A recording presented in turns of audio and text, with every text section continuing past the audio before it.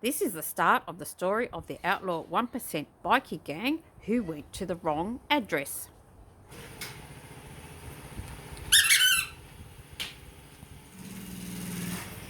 Hey boys, we're here, ready to party. Ugh, fucking Lebos. Hey bro, have a good time tonight.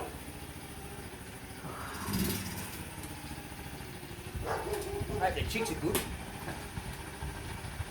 Yeah. Hey guys, we're here, ready to party. Ooh yeah. Woo-hoo-hoo. How you going, bro?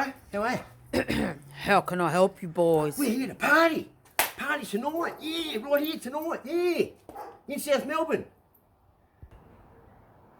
Not here, boys. How are we? Welcome to JB's Go Get a Pie show. This is the first story of my new video, my new channel, right? I hope you all like it.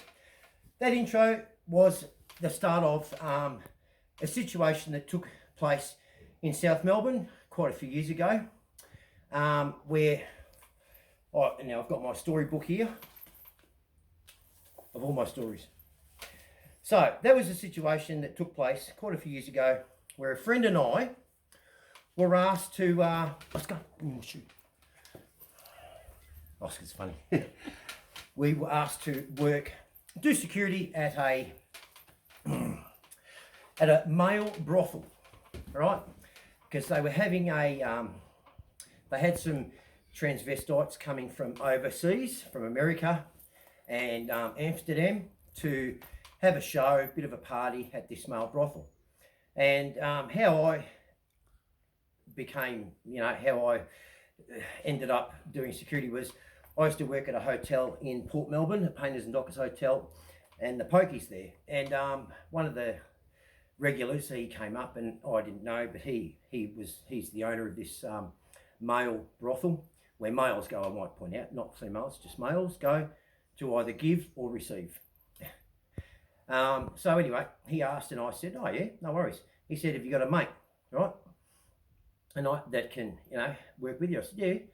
And so I was fine about it. I've worked at gay nightclubs before. I will point out that I am straight, but I have no problems with gay people, lesbians, anything like that. Just putting that out there, okay? Right, I know how to play the game leapfrog, so long as you leap, not step forward. All right, so anyway, so I said, yeah, no worries. Didn't really ask him, didn't think that I had to ask him what the problem was. He told me that he was having some, celebrities within that industry come, so no worries, left it at that. And the hours were for about a week, but this particular incident happened on a Saturday, right? We started at 1 o'clock in the afternoon to go through till 8 o'clock in the morning, Sunday morning, my friend and I. We'd already been there, 3 nights beforehand. And anyway, and he didn't want us actually on the door, just sort of off to the side, so we didn't intimidate or anything, and no security badges, anything like that. So anyway, we're there, right? Anyway, this Saturday comes around, and we heard some Harleys coming down the road.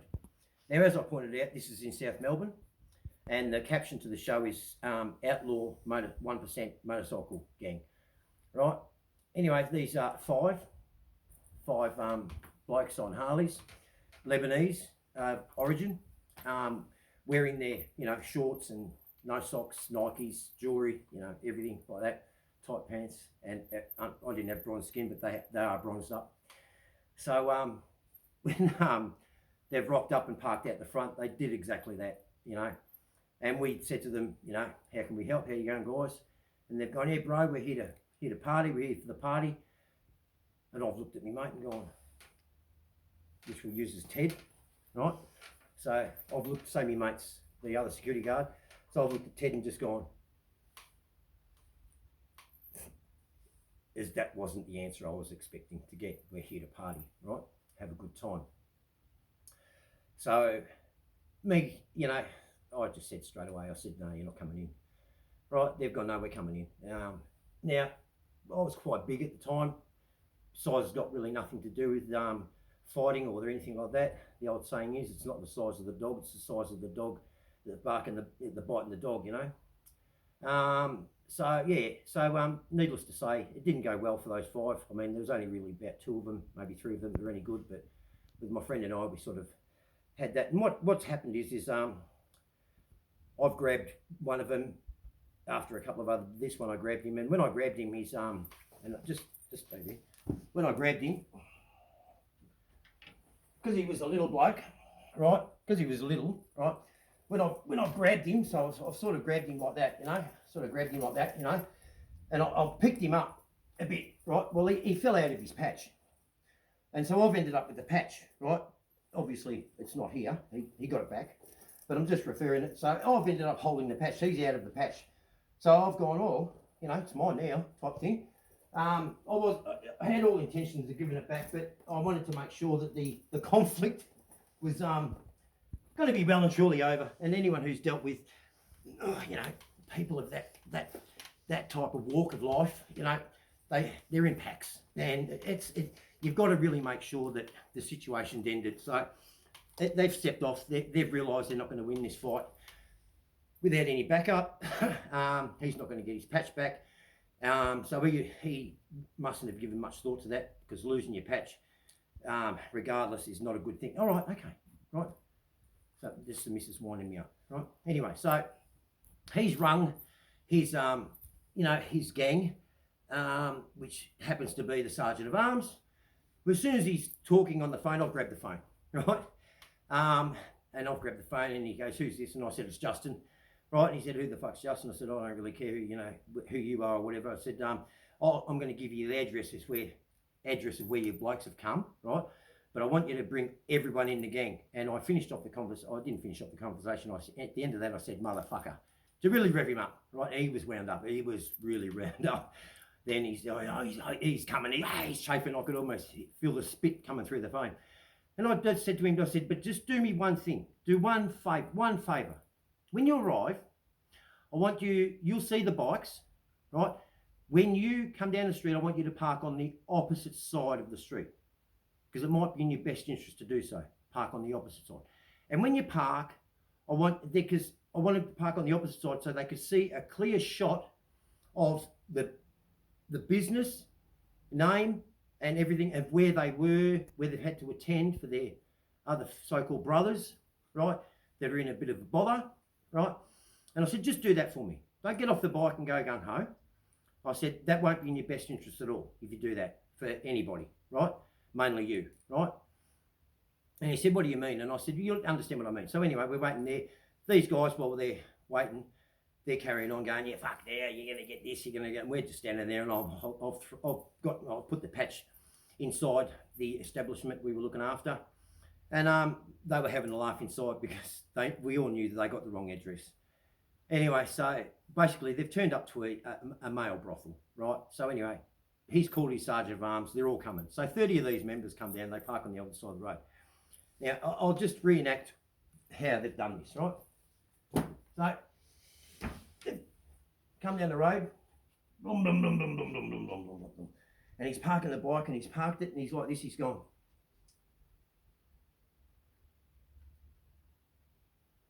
looking at the other members, all the members that have arrived with him, and he's just got off the bike, and he's gone, gesturing to these guys that we had the incident with, and as soon as the blokes walked over, just crack, just giving the biggest slap, right? So, you know, my mate and I were standing there going, well, anyway, he comes over and he goes, "There's still a bit of a problem, you know. You called me a motherfucker, and he's lost his patch." And I've gone, "Yeah, I understand all of that." I said, "I just wanted to make sure that, you know, you're coming. You're pissed off. You bring everybody, the whole lot. And how are you going to deal with this?" Because, you know, he said a few things before then, right? He said, "What do you mean?" I said, "Well, we'll just call it a truce, and you and I will go inside, and I'll show you the cameras." Because this place had cameras like you wouldn't believe, and also audio. And the patch was inside anyway. So I've taken the Sergeant of Arms inside to basically view the whole situation that took place before he got there. And we're there. He's watching us for a minute too. Watches the 5 of them pull up. How they are with the bikes, giving them a rev. Yeah, we're here, boys. All of this, stuff. We're here. They get off the bike. They jump around, everything. They come up. And I say, how you going, boys? Yeah, good. How can I help you? Oh, we're here to party. We're coming in. I'm going. And I said, no. He goes, no, we're here to have a good time. Yeah. He's jumping around, everything. And I'm saying, no, you're not coming in, mate. I'm trying to look out for the bloke, and he doesn't even know it. Anyway, I've got the sergeant of arms, and as I handed Patch back, he goes, still got. I said, I don't believe we've got a problem anymore. And he said, what makes you say that? And I said, well, I can tell you now, I won't be the one ringing the police, all right? Because I'll be scuffling with you. My other mate will be scuffling with them. We're going to go outside. There's going to be a scuffle, right? So I won't be able to get to a phone. I said, but someone will be able to get to a phone. Who that is, I don't know. Might be people within here, might be the residents across the road, but someone's got to call the police. And I said, but just take note for a minute. How do you reckon the caption's going to go on the front of the Herald Sun? Right? 1% outlaw motorcycle gang brawl out the front of male brothel. Caption at the end, got the wrong address. Anyway, guys, that's my first story. Hope you liked it. Hope you had a laugh, right? It's my way of giving back, telling my bit about my life. All right, take care. Like and subscribe. Leave your comments, right? And go get a pie. Take care.